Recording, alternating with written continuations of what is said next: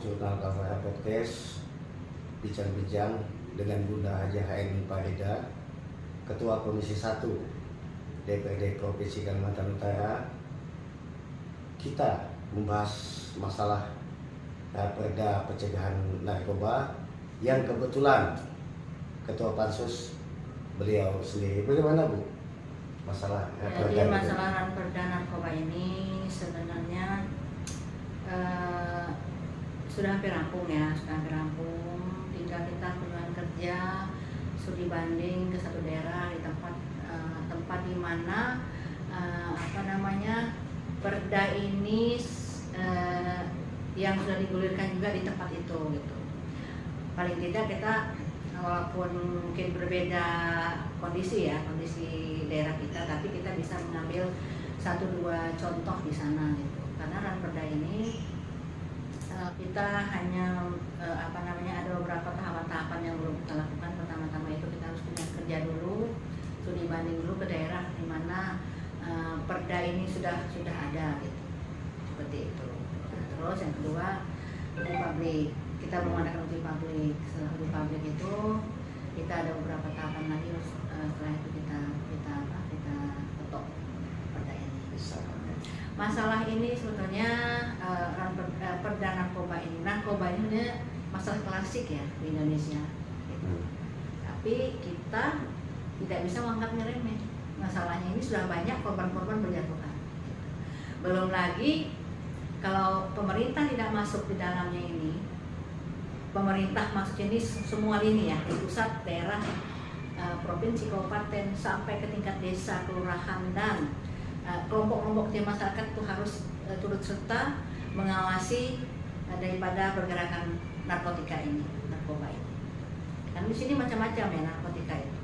Ada model lem, ada model obat-obatan terlarang lainnya gitu. Selain sabu-sabu segala macam, itu kan sama sebetulnya bahayanya gitu untuk anak-anak kita. Nah, itulah kenapa Perda ini kita genjot juga supaya cepat selesai. Agar bisa mengurangi lah pemakai-pemakai, pecandu-pecandu, pengedar-pengedar narkoba yang ada di Provinsi Kalimantan Utara. Karena kita ini menurut BNP Kaltara, kita ini sudah darurat narkoba. Di mana kabupaten dan kota, di mana desa pun, termasuk Tanjung Palas. Tanjung Palas itu gudang narkoba, gudang pengedar. Anak-anak kita tuh mulai anak sekolah sampai ke kuliahnya, mulai pengusaha sampai ke pegawai negeri sipilnya, mulai perempuan sampai laki-laki, mulai muda sampai nenek-nenek, semua sudah terlibat. Dalam tanda petik ya, tidak semua maksudnya, tapi dalam tanda petik sudah ada yang sudah terlibat gitu.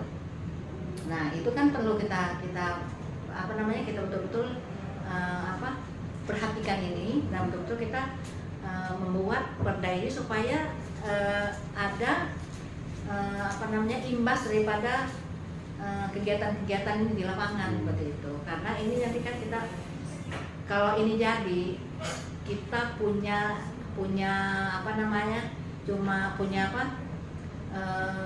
lini, itu sampai ke desa, sampai ke RT. Kita punya jaringan sampai ke RT, kita buat jaringan. Setiap RT itu ada 10 orang. Rencana itu seperti itu. Setiap RT 10 orang yang memantau si narkoba ini. Begitu ada langsung laporkan ke. Nah, saran Bunda, karena tanpa keterlibatan semua pihak, khususnya aparat keamanan, nah untuk pencegahan ini, saran Bunda seperti apa? Ya sarannya kita harus semuanya tertuju ke situ. Mata kita, pikiran kita, semua, anggaran pun begitu juga. Karena terus terang aja, sehebat apapun Perda yang kita ketok, yang kita lakukan nanti, kalau ada uangnya susah. Gimana uang kerja? Semuanya harus dengan uang dulu gitu. Itu tak bisa kita nafikan. Itu harus, jangan kita bilang, kita kerjasama lah, nggak ada cerita.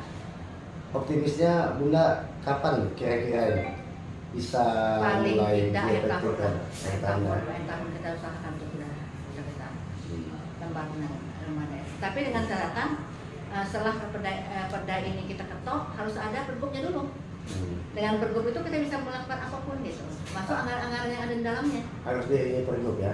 pergub, harus dengan pergub gitu, baru kita bisa lebih leluasa gitu, karena ini ada anggaran di dalamnya gitu, ada uang-uang yang orang nanti melakukan sesuatu tuh ya ada honor, ada apa gitu kan, karena memang siapa orang mau kerja ini kan, kerja yang dibilang bahaya enggak, bilang tak bahaya juga ya kan.